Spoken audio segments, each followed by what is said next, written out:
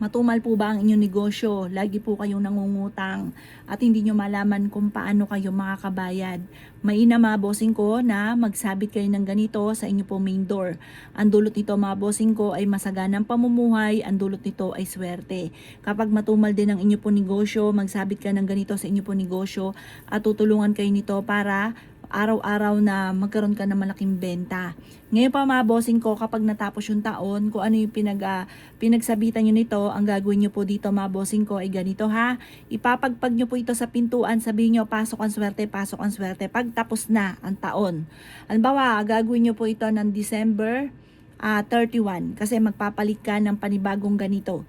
Pero bago nyo po alisin po ito, hindi to basta inaalis, ito ang gagawin nyo lamang mga bossing ko ay ipapagpag nyo sa lahat ng pinto. Sabihin nyo po dito ang lahat ng gusto nyo na maganap sa buhay po ninyo. Pagkatapos kapag tapos ka na, nanlugas po siya, yun po ay ilalagay nyo sa bawat sulok ng inyong tahanan kasama ang mga barya para isang taon na masagana ang pamumuhay. Tapos yung pinagtanggalan nito, pwede nyong gamiting walis tingting. Lalo-lalo na kung bawat pintuan ninyo ay nilagyan niyo ng palay, pwede nyo siyang gamiting walis tingting na pagbugus-bugusin nyo po sila, tapos isabit nyo po ito sa inyo pong main door. Pwede sa harap, pwede rin po sa likod, pwede rin po sa inyo pong negosyo. Or kaya pwede nyong gamiting walis tingting, gawin yung walis tingting na pangwalis ng kamalasan sa inyo pong wallet. Ang gagawin nyo, ipagpag nyo wallet ninyo na lagi nasisimutan ng pera, tapos parang winawalis nyo siya.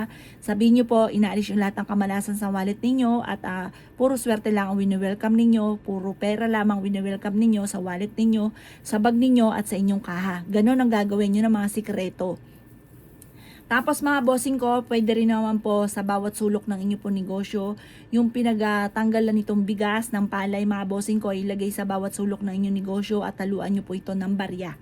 Tapos mas mainam din po na kung may tubig ulan, araw-araw magpapalit ka ng tubig ulan. Kasi 'di ba tag-ulan na ngayon, kapag tag-init naman, pwede rin po mga bossing ko tubig gripo. Basta everyday na pinapalitan kasi yung tubig humihigop ng negative energy, magbibigay po ito ng swerte. Kaya kung kayo po isa sa mga nag-iisip sa ngayon kung paano ka suswertihin, subukan niyo po yung tinuturo ko sa inyo. Ito po ay magbibigay sa inyo ng swerte. Kaya kung gusto niyo level up ang swerte, lalo na ngayong taon na ito, ngayong year of the fire horse po tayo mga bossing ko, kailangan natin ng mga alternative na mga pamamaraan kagaya ng palay. Makatulong po ang palay mga bossing. Maglagay ka rin ng konting ganitong palay sa wallet ninyo at ang dulot nito ay kasaganahan. Kasi yung palay sa pulpo yan ginagamit itong pampaswerte.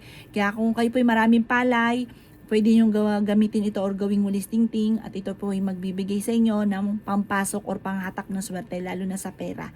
O paano mga bossing ko, yan ang dulot ng palay. Subukan nyo po gumawa ng ganito at makikita nyo kagad magaan yung dali ng swerte na parang iisipin mo na nanaginip ka lang, natotoo ba to, ang daming blessing na dumarating. Subukan nyo lamang po mga bossing. O paano mga boss, good luck po sa inyo po lahat.